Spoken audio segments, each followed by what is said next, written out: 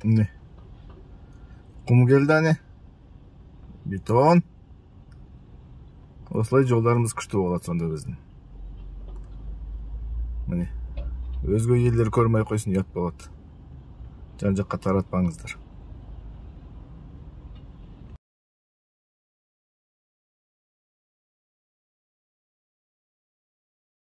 Ассалаумағалейкум қазақ елі. Білмеймін, басқа мемлекетте былай жасай ма, жасамай ма жолды. Біздікілерді көрдіңіздер ғой. Ақырғы жылдар осындай әрекеттер пайдаланып жатыр. Бірақ та шұңқырдан қарағанда өстіп жәнегі тротуар плиткасы дейді ғой, сонымен жамап қойғаны дұрыс деп ойлаймын. Жоқтан бар ғой, енді қайтеміз. Балық жоқ жерде шаян да шортан дейді. Сол сияқты осыған да тәуба дейік.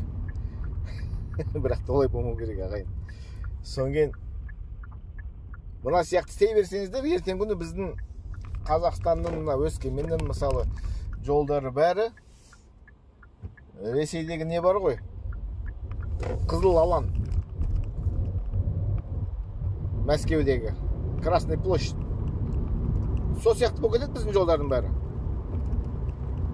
Білмеймін, мынау қайдан алынған немне әдіс, қайдан алынған мынау жол жөндеу әрекет осындай жасап жатыр бізде қазір. Енді білмеймін қашанғы осылай болады. 21 ғасырда жолдың бәрі теп-тегіс тақтайдай болу керек. Біз не үшін соншама салық төлеп отырмыз? Мен жеке басым өзі 42 мың төледім осы жол. 42 мың төледім.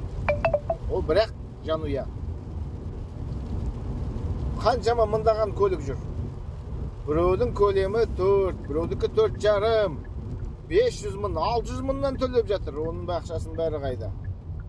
Сонда біз не үшін соншама жол салықын төлеп отырмыз? Осындай жаман жолмен көліктерімізді өлтіру үшін бе?